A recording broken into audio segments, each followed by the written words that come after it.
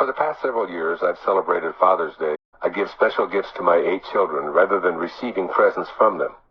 Being a father is one of the greatest privileges that I've enjoyed for more than 40 years. I consider it an incredible honor as well as a sacred undertaking to parent my 6 beautiful girls and my 2 handsome sons. So it's my wish to thank them for choosing me as their dad and for allowing me to play this glorious role in their lives.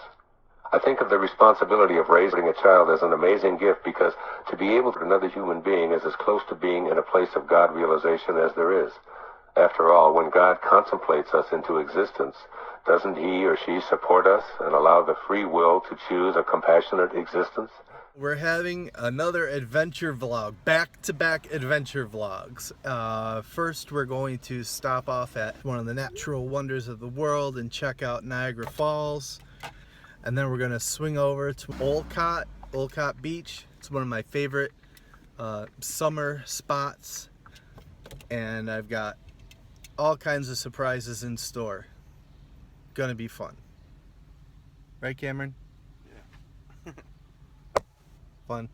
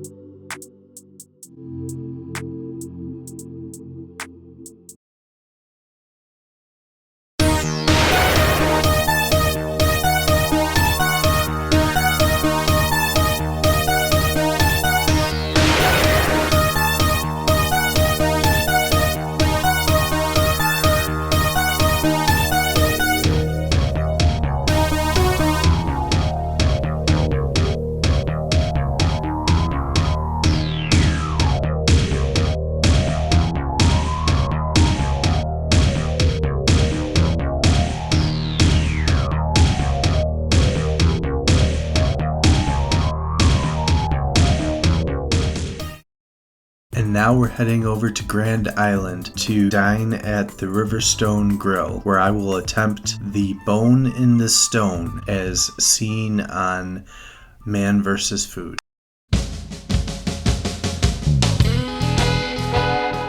So we're at Riverstone Grill, and I've just ordered the bone in the stone.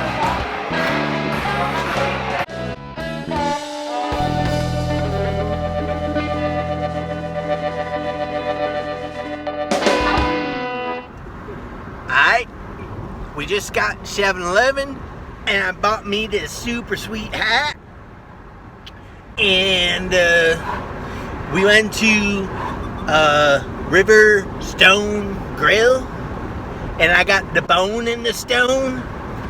That doesn't mean I got a bull in the rock. It means I got a really big steak. And then there was a lady that was supposed to be time-lapsing that because I ate it. I ate the whole damn thing. But the bitch don't know how to work the camera. Sad. She don't even know where she's driving. Look at it. Where the are we? The middle of nowhere. But now we're going to go. And there's a waterfall.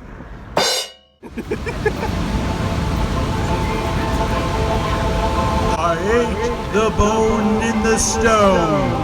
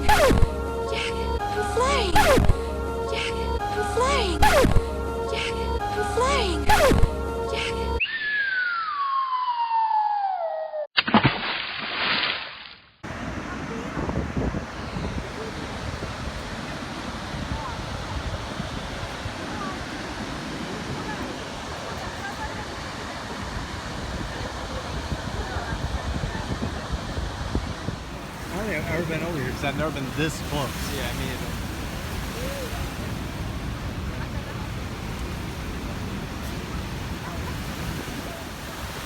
Yeah, it's perfectly for this kind of thing.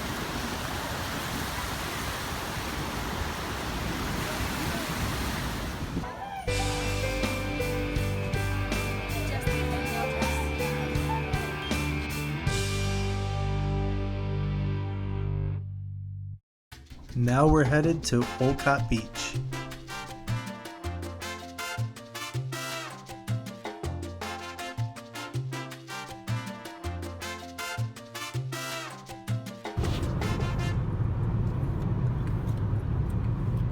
Do you see the elephant in the sky? Woo! Driving around a curve, watching the elephant. Let's see if we're gonna do drop in. Beautiful place, good people, beautiful folks.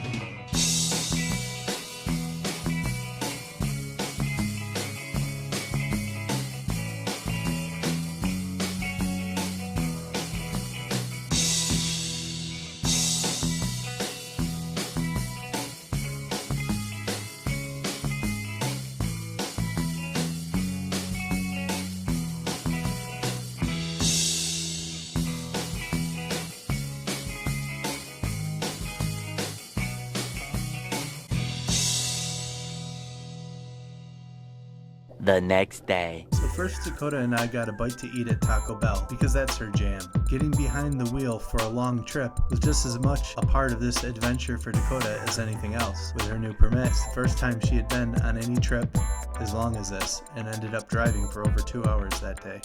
I thought that looked like a trash. Yeah, you look fine. That's so cool. Go inside the cave, and there'll be a 15-minute boat right at the end. Now, you all have little stickers on your shirts. I ask that you keep track of them because they sometimes fall off, and we don't like them to get in our canal or get in our cave or anything like that. We like to keep the place clean. Okay? Now, I will advise you this towpath is active. There are bikes and trucks going up and down this towpath. So if we can all just make sure that we can be aware at all times, I will be as well, and I'll be looking out for you, but more eyes are better than just one. Okay? Everybody ready to go? All right, follow me. These are locks 34 and 35. They were constructed in about the 1920s. If you do not know how a lock works, I'll give you a quick crash course. A boat is coming from that direction. Those gates will open, the boat will come through, and then the gates will close behind him. The water in this lock will start to lower. It's all gravity fed, so there's no pumps to stop being pumped out. While this water lowers, on the other side of that lock, the water starts to raise. That's where the water gets drained to. Now, once they are level, these gates will open up, the boat will sail through, the gates will close again, and then the same process will happen on another side. Over top of right now is the old Flight of Five block. Civil War, our country got cut in half. Not only was it cut in half, but we also had to use steel. The war effort. We couldn't use as much steel to form our infrastructure. Now, before this point, they only built bridges one way, which was out, up, and over. Now, this bridge, when they tried to push this bridge design, they did not think it would work. You can't use less steel, and it can't be directly underneath. It just won't work. Well, it did work, and one of the guys who fought for this idea was Abraham Lincoln. Before he was the President of the United States, he was a lawyer, and this was one of the things that he fought to approve, and it was used during the Civil War to save on steel. This penstock that we're about to go inside right now, that pipe was the power pipe. The water would come rushing out of that pipe at high speed, high pressure, turn a turbine, and power those millstones. Now, who knows why it's not here? Any guesses? It burned down. Burned down. That's always the first guess. What's the holds the most amount of patents in the entire United States? He holds 200 patents, a little give or take 5 or 6, maybe. I'm not 100% sure on the number. I can look it up when we're done here. But it's 200, and that's the most of any American today. He invented a lot of things. He really liked the Industrial Revolution. He was a major part of it. But there are 3 major things I'm going to tell you about today.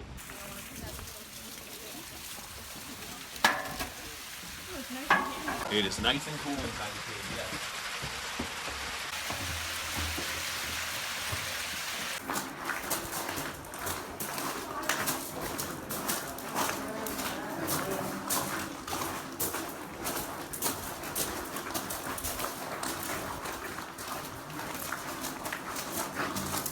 He's letting you know what it was like to work down here.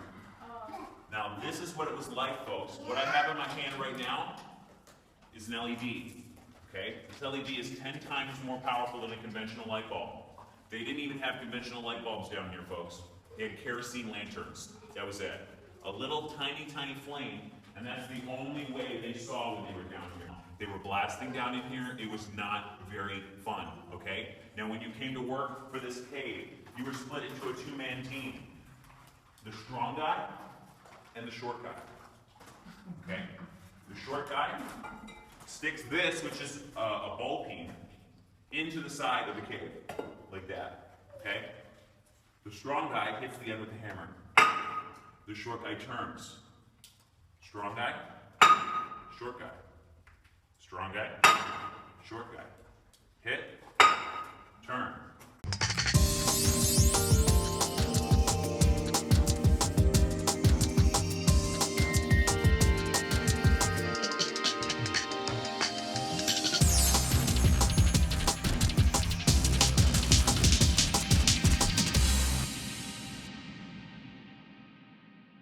I've got an old mule and her name is Sal. 15 years on the Erie Canal. She's a good old worker and a good old pal. Okay, so this is the museum at Lockport Canals and Caves, and we have a few items of interest here.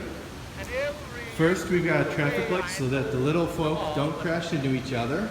Very cool. You'll notice that there's no yellow caution light. They get 0 warning. It's either go or stop. They do have to improve the technology. Now here, from the very early days, is proof that aliens have visited the Earth. This was a spaceship that landed circa Abraham Lincoln days. Thank you. And it contained the small people that needed these traffic lights. This is an earlier model where it only told them the one direction, which is why anyone coming from this side always died. They improved it, and that got better. What's that? Those wheels? Oh. This is how they assimilated the short people from outer space into our civilization. What they would do is they invented this. And they would hook their legs up to this big wheel, and then they would hook their arms to these chains. And they would pull them and stretch them out until they were the same height as the rest of us.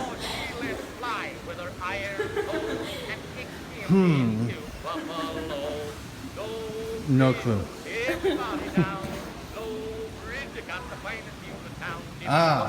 This is called the motivation wheel, and they used it to gauge how motivated their workers are. I was around back then. I also had this gauge used on me, and it never moved off slow, unfortunately. But I digress. There's clock thingies and hook thingies and old pictures of thingies. There's this guy. There's this guy. He might be a relative. Not sure. Oh yeah. There's a fiery one. Oh, that is cool. That's a cool tugboaty one. Oh yeah. That's the problem. There, now my relative looks much clearer.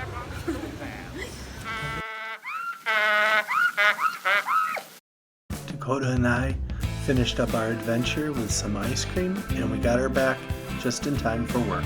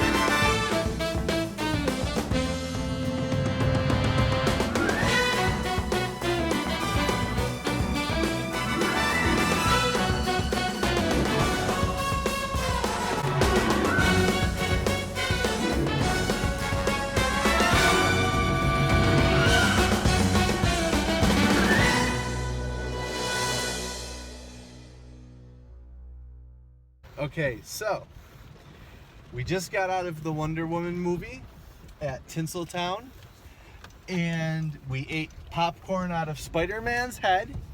So it was a marvelly comic-y kind of a day. My bae loves the movies, loves watching movies, and loves superheroes. And she wanted to see this movie, so that's what we did for our adventure. And what did you think about it? It was crazy and really sad. Oh my god, but really good. Did you like how they tied it in with Greek gods and goddesses? Because I know that's your thing. That's your jam right there too. Tell us on a scale of 1 to 5 what you think.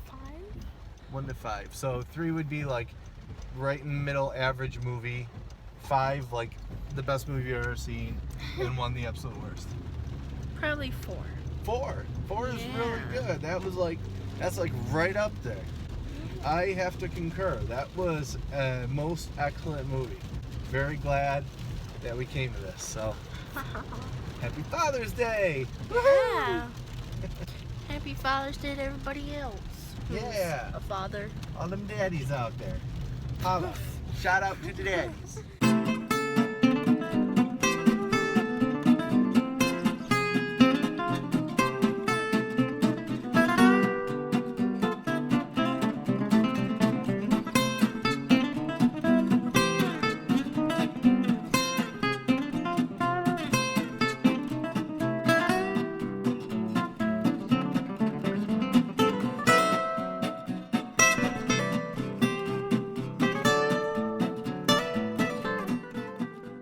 Why we did all the super fun, exciting stuff today is because this is Father's Day weekend. And if it weren't for you guys, I wouldn't be a father. I heard a talk by Dr. Wayne Dyer once. He said when Father's Day comes around, he buys his kids gifts or does things for his kids because without them, he couldn't be a father. And so the celebration of Father's Day wasn't the idea of receiving gifts for him, but was giving gifts to thank his family for blessing him and allowing him to be a father. And so that's what I did for you guys too. That's cute. The most enjoyable thing in parts of my life has been being a father and having children that were also my best friends. And when I look back at all the best times of my life, they've all been with you guys. So thank you very much. Dog's cool. Yeah.